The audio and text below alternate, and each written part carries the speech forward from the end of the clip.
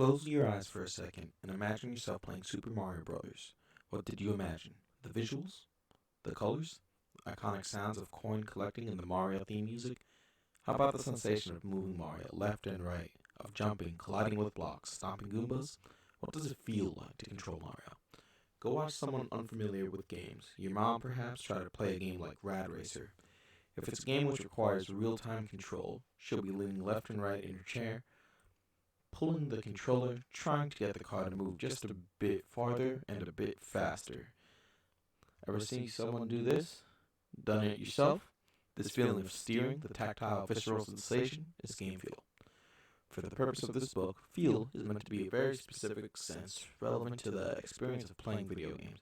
Feel is not meant in the thematic sense, a Western feel or Baroque feel, or in the expressive, emotional, or physical sense. I feel sad, I feel pain, this place feels creepy.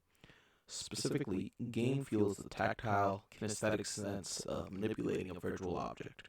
It's the sensation of control in a game. In digital game design, feel is the elephant in the room. Players know it, designers know of it, nobody talks about it, and everybody takes it for granted.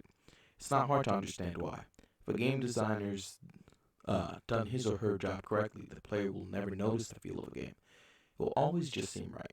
In this sense, game feel is an invisible art, like cinematography.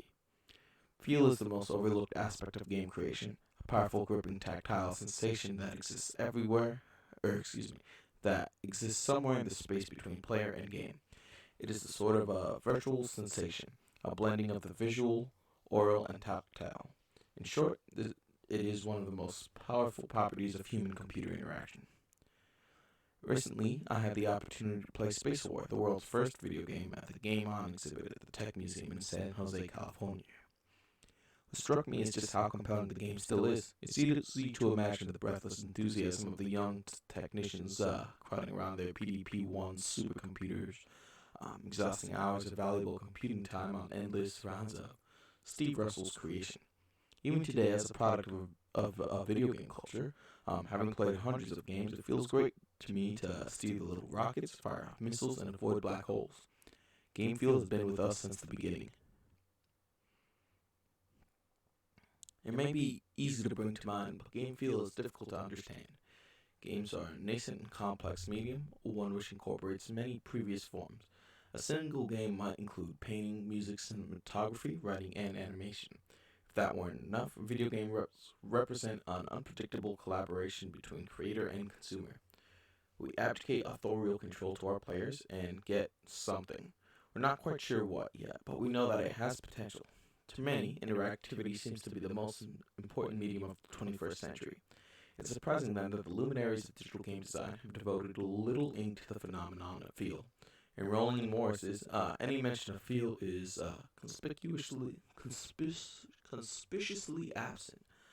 Salem and Zimmerman dance tantalizingly close to discussing feel, but take a more holistic approach, focusing on game state at the higher intervals where scoring and more traditional strategic considerations occur. Chris Crawford's revered work, The Art of Computer Game Design, devotes only a sentence to game feel, saying that input structure is the player's tactile contact with the game. People attach deep significance to touch, so touch must be a rewarding experience for them. With due respect to these authors and all the great stuff they've taught us, what's missing is an appreciation of just how unique and beautiful an aesthetic game feel truly is. It exists outside of video games, driving cars, riding bikes, and so on, but nowhere is it so refined, pure, and malleable. In addition, game feel is moment-to-moment interaction. If we examine the most functional underpinnings of most video games, there's usually game feel at the most basic level. It has greater importance in certain games, but it's always there. As a percentage of activities in the game, it's what you spend most of your time experiencing. If you break down all the activities of a game, it's the biggest slice of the pie. This book is about examining feel in greater detail. Where does it come from? How is it created? Does it exist in the computer, the player's mind, or somewhere in between? What are the different kinds of feel, and why do they feel the way they do? It's in a clear, non-technical style intended to be associated. Blah. In a clear, non-technical style intended to be accessible to professionals, players, and aspiring designers alike. We will investigate feel as experienced by players, created by designers, and measured by psychologists. The goal is to create a comprehensive guide to game feel, deconstructing it, classifying it, measuring it, and creating it. By book's end, you'll have the tools to measure, master, and create exemplary game feel. About this book. This book is about how to make good feeling games. In many ways, it's the book I wanted when I first started designing a game. So many creative ideas rely on a foundation of good feeling controls. It should be a given that we can always create control that feels good. We shouldn't have to start from scratch every time. This book constructs a foundation of understanding and then builds on it, addressing at each step a particular gap in the knowledge base about game design. Figure 1.1 shows the structure of the flow, shows the structure and flow of the book's topics. Future of game feel, practical examples, principles of game feels, metrics for game feel, what is game feel. To get the most out of reading Game Feel, I recommend going to GameFeel.com, the companion website of this book. For many of the chapters, I've provided playable examples that will allow you to experience firsthand the ideas being discussed. In addition, the website contains interviews on the subject of Game Feel with folks like Kelly Santiago and Jennifer Chen of That Game Company, Kyle Gabler of 2D Boy, and Jonathan Blow and Chaim Gingold of Number None and Maxis, respectively. If you're a student, the definition at the beginning will be interesting and relevant, but the real meat will be the examples. In the examples, you can see all the tiny decisions and particulars of implementation that go into making games feel the way they do. This is the palette of game feel. If you want to make good feeling games, these are the details you need to understand. If you're a game designer, the definition stuff will not be news to you, but some of the theory bits might be useful and applicable, if only to better understand the deeper psychological phenomena. The examples will be useful because of the legwork I've already done. You can reverse engineer games yourself probably, but it takes a lot of time. The principles of game feel may also be a useful way to think about building games. In one way, at any rate, to which you can compare your own methods. If you're an educator, the theory and definition pieces form a solid basis for understanding game feel at a conceptual level. In addition, the examples provide a great way to illustrate the complexities of making good feeling games without forcing students to program the games themselves from scratch. The most useful part, which by the way I'd love to hear about them, email me over there. But the most useful part, however, will probably be the Principles of Game Feel chapter, which lays out some guidelines for creating good feeling games. If you're someone interested in the medium, such as a journalist, the definition parts may provide a new perspective on genres.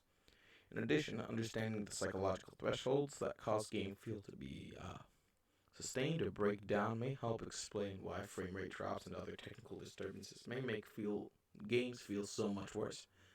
My hope is that in understanding and being able to measure things like frame rate and response time, you will be able to do a better job of separating medium from message.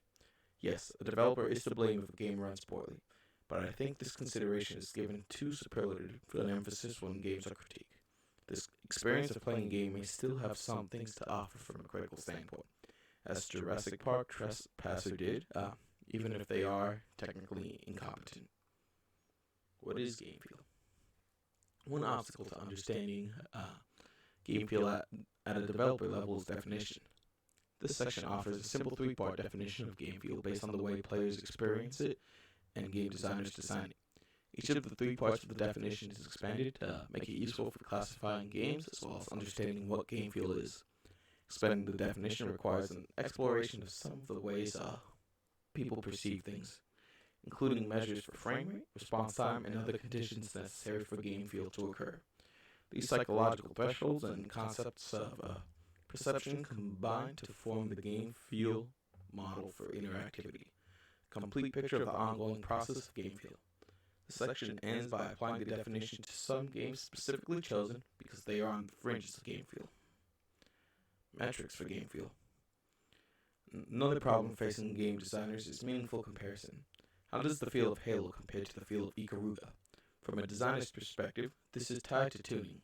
Why is one game floaty while another is tight and responsive? If a player tells me that my game feels floaty, what should I do?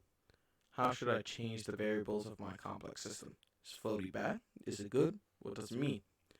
This section is about measuring the pieces of the game feel process so that a designer can change.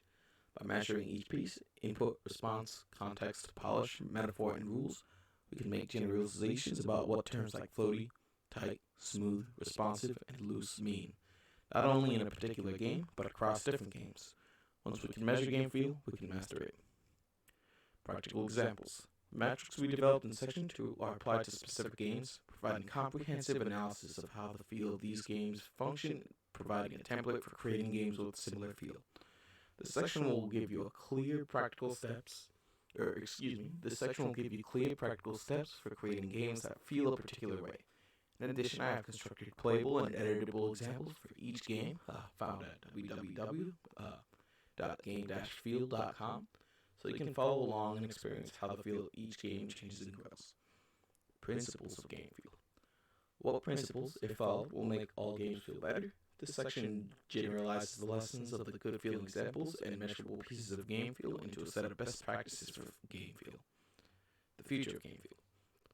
This section uses the lessons and definitions of the previous chapters to examine the input devices, rendering technology, and thought problems that will define how game feel will be used in the future. With deep, expressive interactivity, can we provide experiences which don't require the backdrop of skill and challenge? Is it possible to express things spatially without competition? Could game feel be a form of deeply personal expression like dance or martial arts?